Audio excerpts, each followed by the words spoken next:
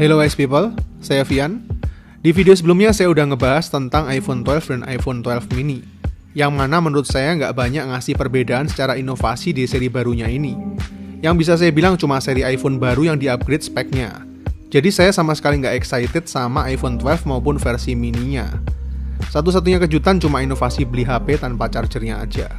Tapi buat yang seri Pro-nya, Apple berhasil membuat saya ngiler dan mungkin rela merogoh kocek puluhan juta lagi tahun depan demi beberapa fitur baru yang bagi saya pribadi cukup revolusioner. Tapi buat yang nggak ngerti memang nggak menarik. Makanya saya kasih tahu biar lebih tertarik. Mau tahu apa aja? Beberapa bulan lalu ketika saya baca rumor mengenai disematkannya sensor LiDAR di iPhone 12, saya cukup terkejut dan langsung bertanya-tanya, bakal diterapkan kemana nanti teknologi canggih itu ke sebuah smartphone? Karena teknologi secanggih apapun kalau diaplikasikan secara salah bakalan nggak berfaedah dan cuma jadi gimmick. Saya tahu teknologi LiDAR ini sejak beberapa tahun yang lalu pas nonton History Channel dan National Geographic. Ini sensor dipakai sama tim ekspedisi buat nyari kapal-kapal yang tenggelam di bawah laut. Nyari reruntuhan kuno suku Maya yang hilang di kedalaman Amazon karena tertutup tanah dan pohon rindang selama ribuan tahun. Bahkan dipakai NASA buat survei permukaan daratan yang ada di Mars. Teknologi ini juga udah dipakai sama mobil-mobil otonom tanpa pengemudi kayak Volvo, Mercy, dan Tesla. Jadi dengan adanya sensor LiDAR, mobil-mobil itu jadi punya dalam tanda kutip mata buat melihat dunia yang ada di sekitarnya dalam bentuk objek 3D. Dan saya nggak nyangka kalau sensor LiDAR ini dibawa semakin mainstream secepat ini ke sebuah smartphone sekecil iPhone 12 Pro. Yang ironisnya teknologi yang udah sampai planet Mars ini nanti bakalan cuma dipakai buat motret odading sebelum dimakan sama para selebgram. Dengan hashtag iPhone 12 dan odading. Buat yang ngerti sih ini fitur yang revolusioner. Soalnya inovasi kan nggak melulu harus seputar chipset, desain, dan layar aja. Namun, pertanyaan selanjutnya adalah, bakal diterapkan di mana sih teknologi secanggih ini sama Apple? Kita mulai dari overview produknya terlebih dahulu.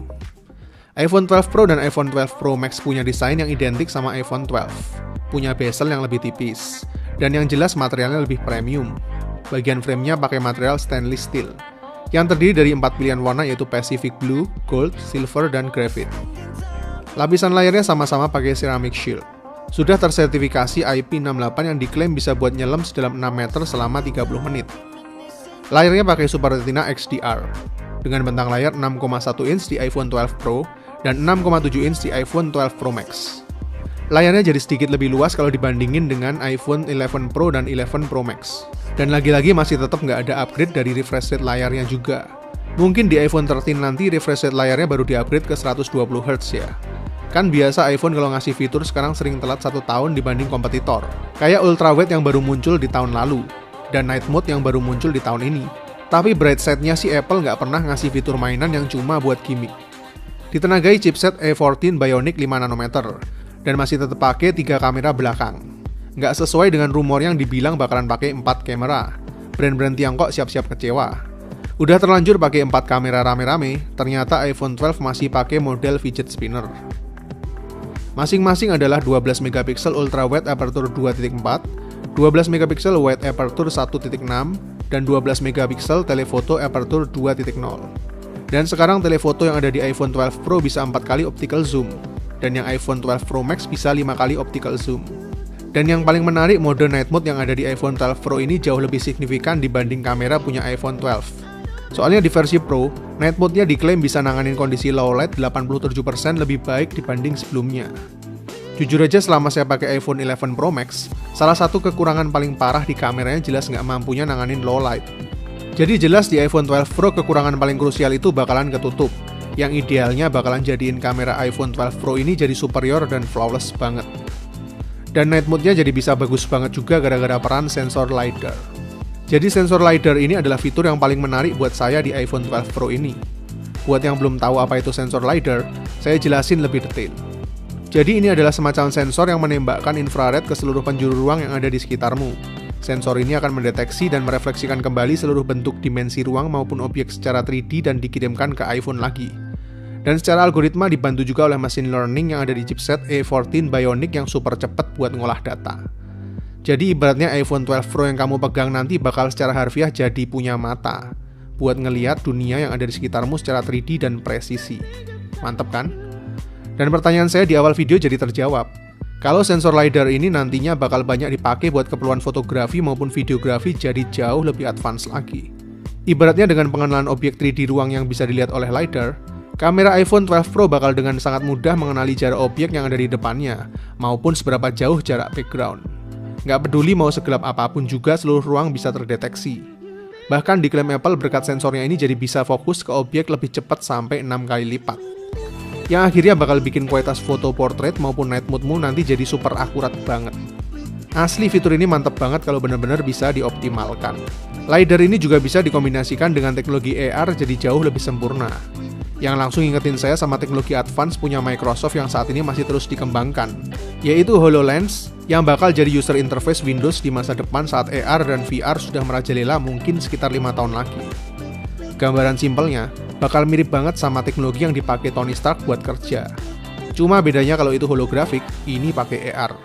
Saya pikir Apple ini bakal ngebawa inovasi ini jauh lebih advance di iPhone 12 Pro. Cuma sayangnya, kemarin mereka cuma nampilin sedikit banget teaser mengenai salah satu pengaplikasian teknologi ini jika dikombinasikan dengan AR. Jadi intinya, sensor LiDAR ini bakalan sangat potensial dan revolusioner di generasi mendatang. Oke, segitu dulu ngedongengnya. Selain itu ada juga fitur baru sensor shift buat video recordingnya. OIS barunya bakal punya 5000 adjustment per detik, yang artinya bakal jadi lebih stabil lagi dari sebelumnya. Padahal yang ada di iPhone 11 Pro Max aja menurut saya udah stabil banget video recordingnya.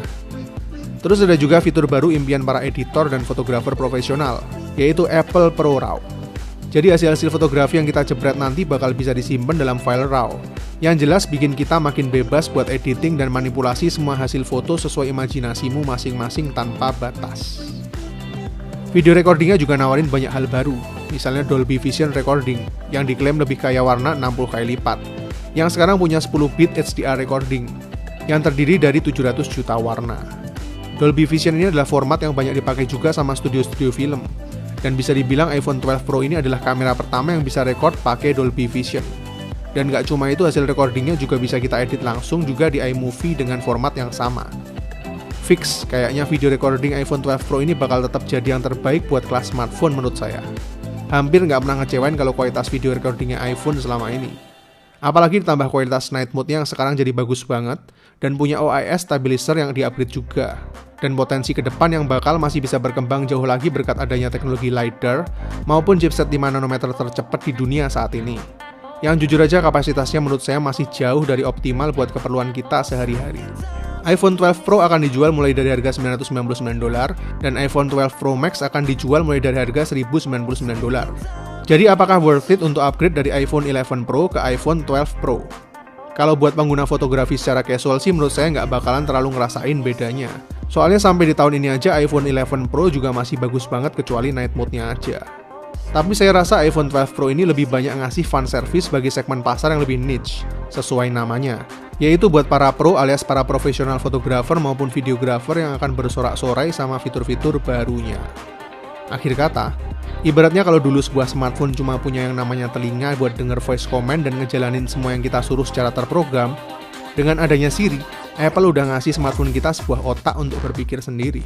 Dan di tahun 2020 ini, Apple memberikan sebuah mata melalui teknologi LiDAR-nya. So, be careful guys. Nggak lama lagi kita semua bakalan semakin kelihatan idiot dan primitif di depan smartphone yang kita pegang setiap harinya. Mungkin Siri di tahun 2025 nanti bakal mikir, gini amat ya nasibku. Punya teknologi paling advance di dunia cuma dipakai sama bosnya buat joget-joget di TikTok. Saya Vian, see you in the next videos.